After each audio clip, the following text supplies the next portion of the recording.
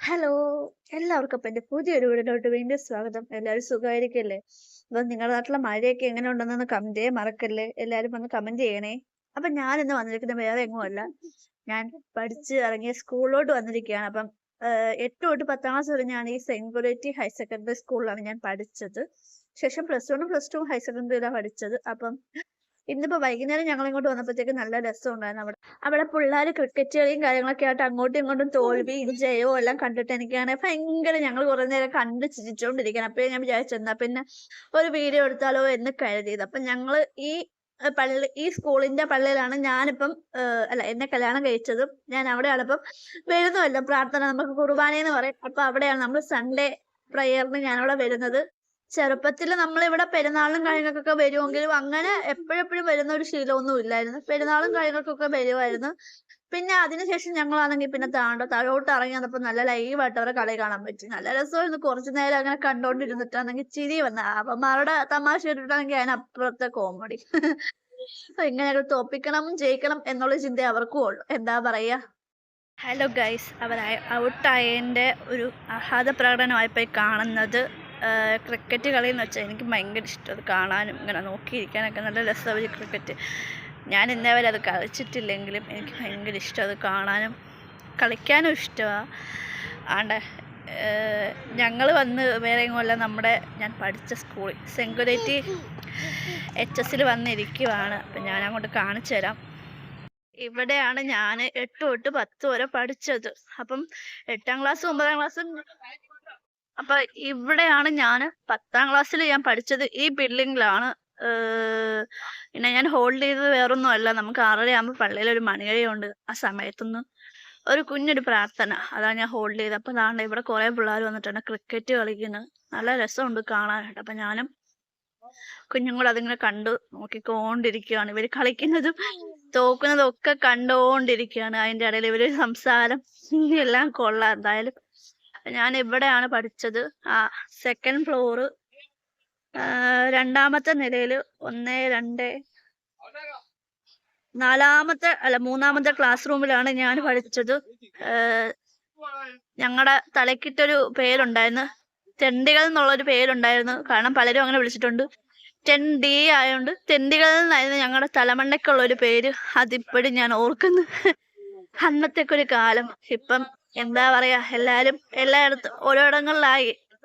കുറെ പേര് കല്യാണം കഴിച്ച്, കുറെ പേര് ജോലി, അതിന്റെ ഇടയിൽ പാർട്ട് ടൈം പഠിത്തം, അങ്ങനെയൊക്കെയാണ്. ആരുടെയും വിവരങ്ങളും കാര്യങ്ങളൊന്നും എനിക്കറിയത്തില്ല. അപ്പം എല്ലാവരും കൂടെ പഠിച്ചവരും ആ വർഷം പഠിച്ചവരും എല്ലാവരും സുഖമായി നല്ല രീതിയിൽ ജീവിക്കുന്നെന്ന് ഞാൻ അറിയുന്നു, വിശ്വസിക്കുന്നു.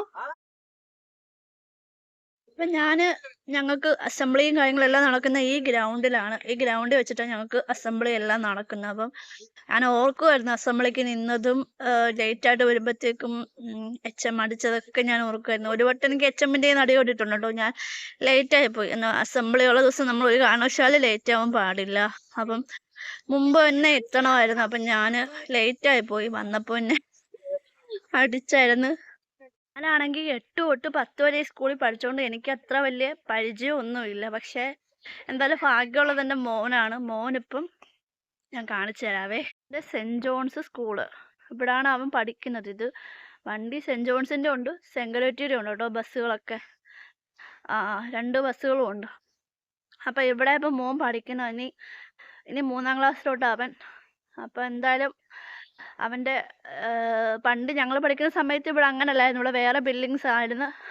ഞങ്ങൾക്ക് കമ്പ്യൂട്ടർ ലാബോ അങ്ങനത്തെ ബിൽഡിങ്സ് ഒക്കെ ആയിരുന്നു. ഇപ്പം എന്തായാലും മാറ്റി, വ്യത്യാസം വന്ന്. ഞാൻ പഠിച്ചിറങ്ങിയ ശേഷമാണ് ഇവിടെ ഇത്രയും മാറ്റങ്ങൾ ഉണ്ടായതും. ഈ പുതിയ ബിൽഡിംഗ് ഒക്കെ ആയതല്ല, അതുവരെ ആ പഴയ ബിൽഡിംഗ് ഒക്കെ തന്നെ ആയിരുന്നു. പഠിച്ചിറങ്ങി പിന്നെയാണ് ഞാൻ കാണുന്നതും അറിയുന്നതൊക്കെ ഇവിടെ പുതിയ ബിൽഡിംഗ് ആയി എന്നൊക്കെ ഉള്ളത് ഞാൻ കാണുന്നതും. അതിന്റെ പണിയെല്ലാം ഞാൻ കണ്ടിട്ടുമുണ്ട്.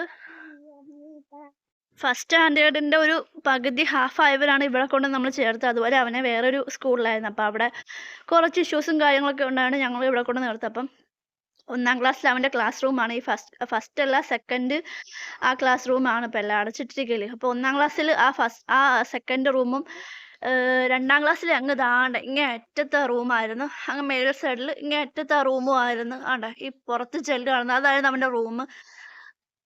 അപ്പൊ ആ റൂമും ആ ക്ലാസ്സും അവനിപ്പോ എന്തായാലും മറക്കാൻ പറ്റുമെന്ന് എനിക്ക് തോന്നി. 3ാം ക്ലാസ്സിലോട്ട് വരുമ്പോ അതിന്റെയും മേളിലായിരിക്കും.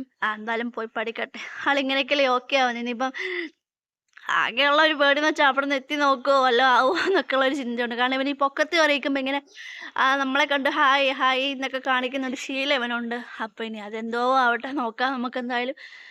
ഇപ്പുറം വശം നമ്മുടെ പള്ളിയുടെ കണ്ടതിൻ്റെ ഇപ്പുറത്ത് അതിൻ്റെ പള്ളിയുടെ ബാക്കി ഭാഗമാണ്, അല്ലാതെ വേറെ അഡീഷണൽ ഇതൊന്നും അല്ല, ബാക്കി ഭാഗമാണ്. അതിൻ്റെ ഇടയിൽ ദാണ്ട് ഇവിടെ ബസ്സൊക്കെ ഇങ്ങനെ ഇട്ടേക്കുന്നത്. ഇനിയിപ്പം 1.5 ആഴ്ചയും കൂടെ കഷ്ടിച്ചു, 1.5 ആഴ്ച കൂടെ കഴിയുമ്പോൾ നമ്മുടെ സ്കൂളെല്ലാം ഓപ്പണായി, സ്കൂൾ തുറക്കും, പിന്നെ തിരക്കായി കാര്യങ്ങളായി.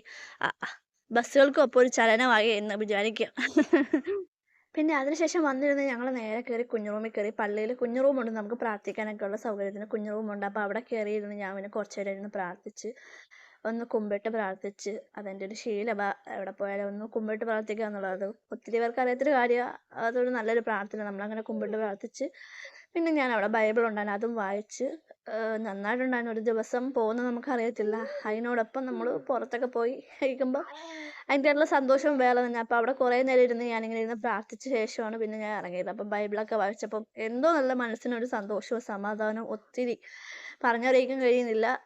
അത് വേദനയുള്ളവരുടെ മനസ്സിൽ എപ്പോഴും അങ്ങനെ ആയിരിക്കുമല്ലോ. എന്തെങ്കിലും ഒരു വിഷമം ഉണ്ടെങ്കിൽ നമുക്ക് അങ്ങനെ ആയിരിക്കും. പിന്നെ എന്ത് നോക്കിയാലും തൊട്ടാലും എല്ലാം വിഷമം തന്നെയായിരിക്കും. അപ്പോൾ അങ്ങനെ പോയി ഞാൻ ആ ബൈബിൾ വായിച്ചപ്പം സമാധാനം എന്ന് പറഞ്ഞാൽ നല്ല മനസ്സിനൊരു സമാധാനം തന്നെ എനിക്ക് ഉണ്ടായി.